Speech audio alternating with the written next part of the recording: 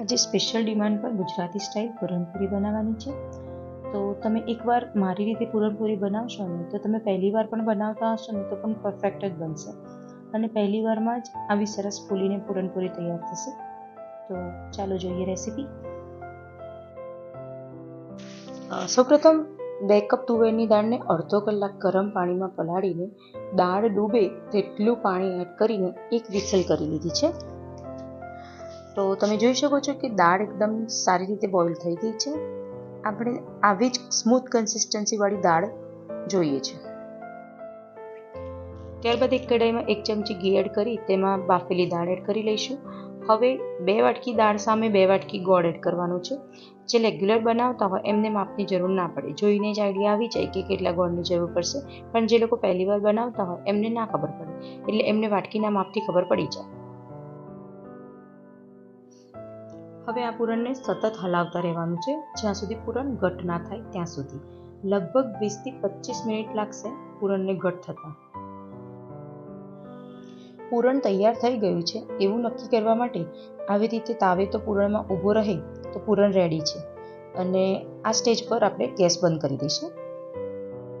ત્યારબાદ 2 ચમચી ટોપરાનું છીણ એડ કરીશું. આ બિલકુલ ઓપ્શનલ છે, તમે સ્કીપ પણ કરી શકો છો. ત્યારબાદ 1 ચમચી ઇલાયચી પાવડર એડ કરીશું અને બધું બરાબર મિક્સ કરી લઈશું. હવે પૂરણને રૂમ ટેમ્પરેચર પર આવે ત્યાં સુધી ઠંડુ કરવાનું છે. તેથી આપણે તેને બીજા વાસણમાં લઈ લઈશું. હવે જ્યાં સુધી પૂરણ ઠંડુ થાય છે ત્યાં સુધી આપણે કઢી બનાવી લઈએ. જો તમને ગુજરાતી સ્ટાઇલ કઢીની રેસીપી જોઈતી હોય તો તમે કમેન્ટ કરજો, તો હું જરૂરથી રેસીપી શેર કરીશ.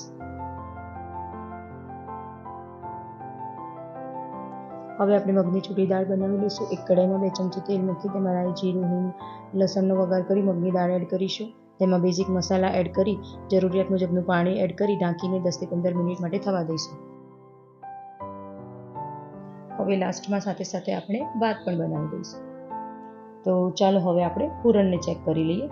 તો તમે જોઈ શકો છો પૂરણ એકદમ ઠંડુ થઈ ગયું છે. તો હવે થોડું પૂરણ હાથમાં લઈ નાના નાના બોલ બનાવી લઈશું. તમે જોઈ શકો છો કે પૂરણની કન્સિસ્ટન્સી એકદમ સોફ્ટ છે. આવી સોફ્ટ કન્સિસ્ટન્સી હશે તો જ તમારી પૂરણપૂરી એકદમ સરસ ફૂલીને બનશે. હવે રોટલીનો લોટ બાંધીએ એવો સોફ્ટ લોટ બાંધી લઈશું અને તેમાંથી નાના નાના લુવા બનાવી લઈશું. હવે એક લુવો લઈશું, એને હાથથી આવી રીતે વાટકીનો શેપ આપી તેમાં પૂરણનો એક બોલ મૂકી ચારે બાજુથી દબાવતા કવર કરી લઈશું અને હળવા હાથેથી વણી લઈશું.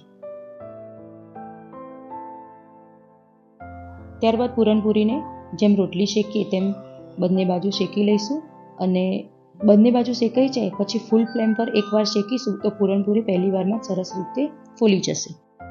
હવે તેના ઉપર ઘી લગાવીને ગરમા ગરમ પીરસી લઈશું.